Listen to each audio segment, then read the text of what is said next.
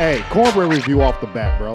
You might not like my review then, man. Yeah, so all in all, man, I ended up coming up 2.5 out of 5. Two of them things. Yo. 5 out of 5 cornbreads for the cornbread review. What you think? Yo, welcome back for another Cornbread movie review. I know what y'all thinking. Hey, man, don't worry about my haircut, man. Hey, we in the slums, baby. But we here. We are back with another Cornbread movie review. I appreciate all y'all hitting me up. I'm starting to do the guess what actor, guess what movie type of thing. You know, see if that generates some momentum. So if you guys like that, start commenting, liking the video, sharing it. But I appreciate y'all, man. But we here, and what movie we talking about? Well, you here, so you already see, let's say the title of it. But make sure you like, subscribe, please share. Like I said, I know a lot of people like movies, especially the holidays. A big slew of movies are coming up. So make sure y'all follow me, man, because I'm going to try to hit on probably most of them. So today, we are here to discuss a movie that's hot off the presses, and it's called Red Notice. I know some of y'all heard Red Notice. It has a lot of, let's say, A-list celebrities, A-list actors in it, but we got to talk about everything. Y'all know me. So, a couple housekeeping rules. This movie is PG-13, and it's on Netflix, all right? So, if you're new to the channel, I do each category in I do each movie in 5 categories. My apologies. So, the first category we have, the best you can get is 5 out of each category, is acting. So first, who's in this movie is Gal Gadot. Hopefully, I'm saying her name right. She's been in some good movies, you know, Fast and Furious series. Obviously, Wonder Woman took off. To me, her past couple of movies kind of been on a downslope. I don't know. I don't think it's her. I just think maybe her movie selection, maybe it just lives up to the hype, or she reached her peak, in my opinion. But in this movie, she plays the number one, let's say, jewel thief, treasure thief in this movie. She's a mastermind. She's a manipulator. She's always ahead of the curve and ahead of everybody. So, her IQ is through the roof. So I think she does a good job playing that character. Also, Ryan Reynolds is in this movie. Now, he's I guess he feels like he's the number one thief.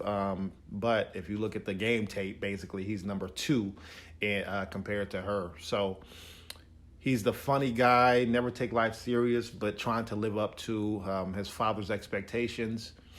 Now, Ryan Reynolds movies always have jokes, right? Always. Everyone always has jokes. But I'm wondering, does he write them? I think he kind of does, because at least they're consistently in the joke category. They're not like it's always one-liners. Sometimes they miss, though. So I don't know if he has a ghostwriter, or if he's writing these off the cuff, just freestyling the jokes, or they're actually written down and he A-OKs them. So I don't know, man. I have mixed feelings on his jokes. Every scene, every movie, kind of gets kind of stale in some of his movies to me.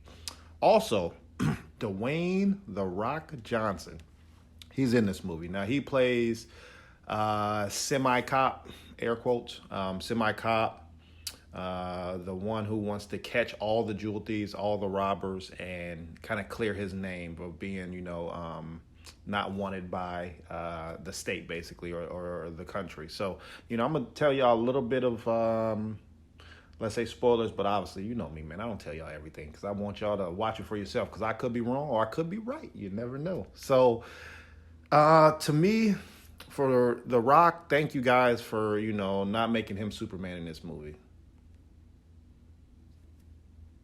I lied. Come on, man. This dude has 9 lives every movie. Every movie has 9 lives. The only movie he didn't have 9 lives was Jumanji, because they only gave him 3 in the game, right? So, come on, man. Maybe that's in his contracts.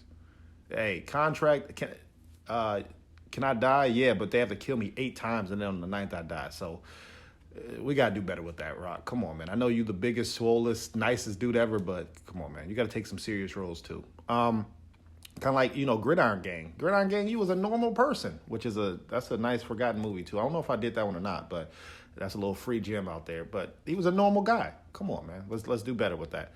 Chemistry was solid between these three. I think it's going to be a Red Notice too. So the chemistry on screen, great. Even some of their interviews, they look good, but they don't lend each other a chance to outperform and grow as an actor. It's all very comical and I don't know, very silly to me. So that really hurts the acting category for me. So overall, this category gets a 3 out of 5 in acting. All right. Now, cinematography. This movie had a $200 million budget. Come on, man. 200 million? That's a lot. That's up there with the Marvels and Netflix is throwing out money. I feel like I'm doing a Netflix movie every week because they just throwing out money. And the movie was 1 hour and 50 minutes, so pretty standard. So nothing too crazy.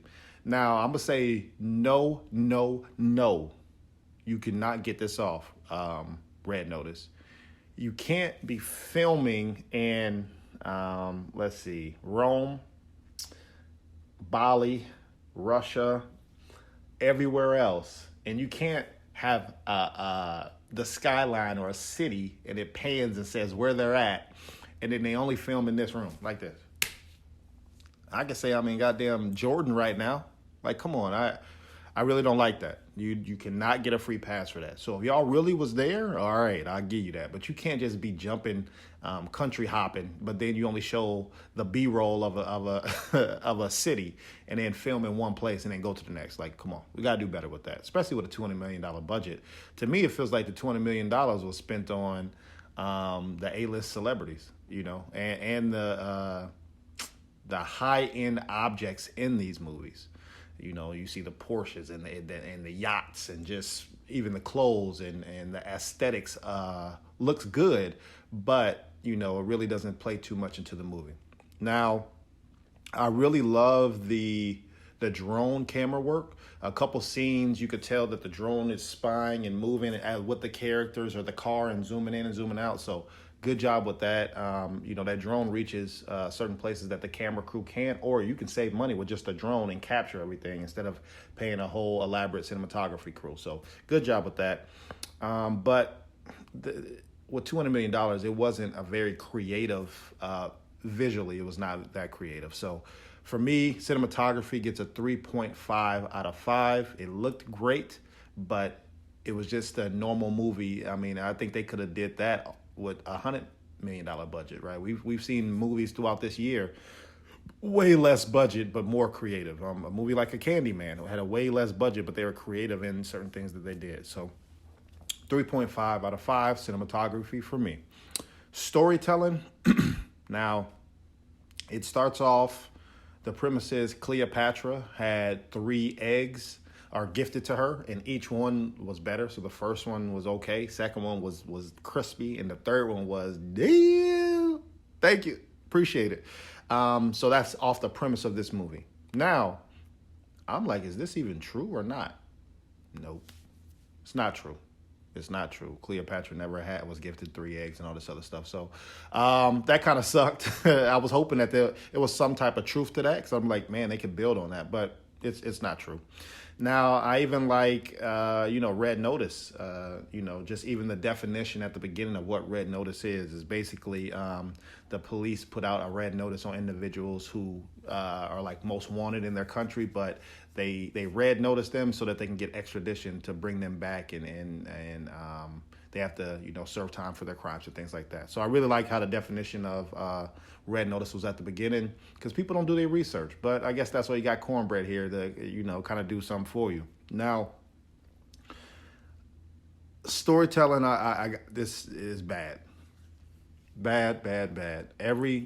Y'all know me by now. I'm 50 videos in. Come on. Stuff have to make sense. Has to make sense. Now you have this artifact, which is the first egg, so precious, and it's in a museum, but everybody's around it, no security. They had lasers, but come on, man, like, that doesn't even make sense in real life. Come on, we got to do better. Got to do better with that. The second egg, way more security. You have to jump through more hoops, which I gave y'all props for that, and even the third one. But the first one, terrible. even in the second one, when you have the guards moving certain way, like just tactically, it didn't make sense. But obviously, to have the movie progress, they have to bend a couple rules and just logic to make sure that these individuals do come through on whatever they promised or whatever they want to steal. Right now, even a scene like I really had a problem with. The Rock falls down because he's chasing somebody. He falls down onto a floor room Porsche. Like, y'all been to malls plenty of times where they just have the car sitting right there. So it was a brand new, look like Porsche. Beautiful. And he jumps in the Porsche, starts it up, and drives off. Come on, that's not even...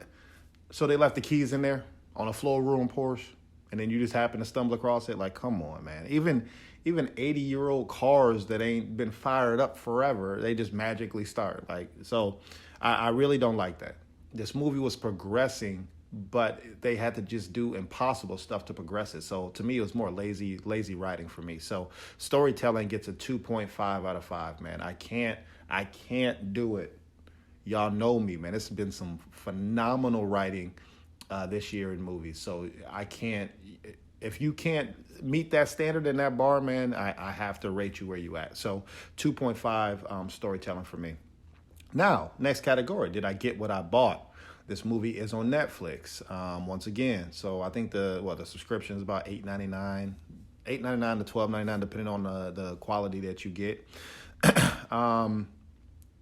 Semi-anticipated. I knew about this movie about a month or two before it came out. Obviously, they started the trailers and things like that. High quality stars in this movie. You can't deny those three for what they've accomplished on the movie screen. So, like I said, semi-anticipated for me.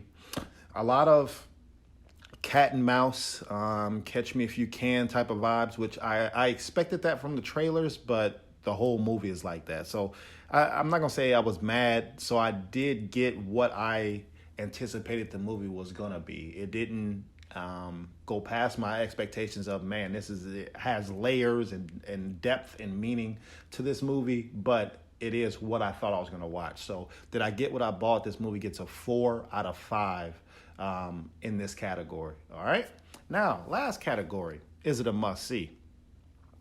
To me, it was a lot of forced action. It was hand-to-hand combat, but I really don't like how the character, whatever character that you guys show me, that's cool, but that's their profile, right? So if they know Taekwondo, black belt, all this stuff, and they beating up 50 million law enforcement and bad guys, right?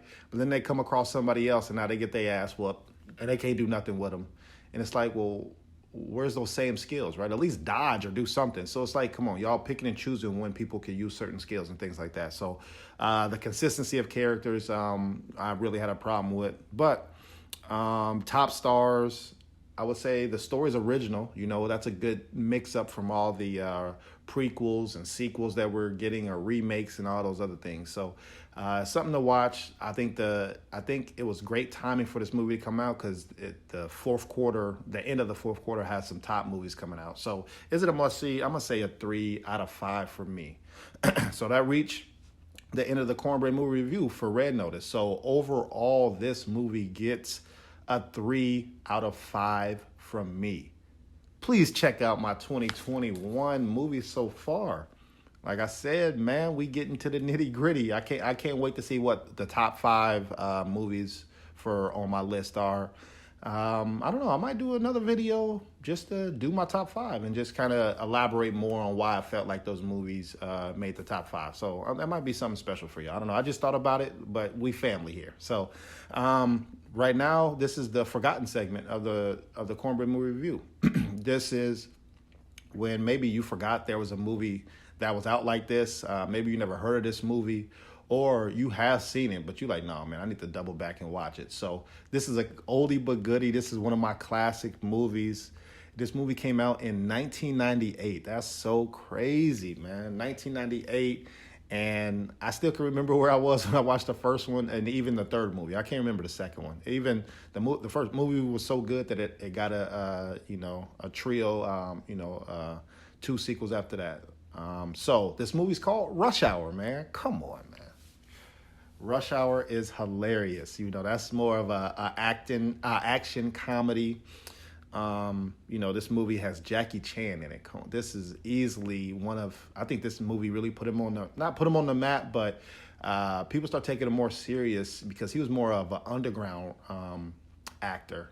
Or if you're not into the martial arts, you really didn't watch his movies because, like I said, growing up, I always had to go to Blockbuster, and it'd only be one movie of him, But Rush Hour, Prime, all of the theaters had multiple viewings of it, and he was the star of it. So Jackie Chan, kudos to him. This movie really put him on the map in America. That was not underground. And then also Chris Tucker, man. Chris Tucker, he was on a roll. Everybody loved him from Friday. He stopped doing Friday, so he was like, all right. So he did other couple movies, Money Talks, one of my classics too, but Rush Hour solidified him as well as acting. So this movie really shows that, just because you're different, you can still, let's say, solve the case or make things work. So there's a little lesson in that, and hella quotables. Sue Young, I ain't no punk bitch. He said, my daddy once caught a bullet. He said, my daddy whoop your daddy. You know what I'm saying? Y'all know the quotes, man, but I love it. Great soundtrack, too. I forgot, man, what happened to the times of the great soundtracks, man? Rush Hour, great soundtrack. So this movie came out in 1998 once again, so please double back and watch Rush Hour. That's my forgotten segment. Go check out Red Notice and write in the comments if you agree, disagree, but I'll be back once again next week. I told y'all I'm not going nowhere. I told you. So make sure you like and subscribe. I love y'all, and I'll holler at y'all next time. Peace.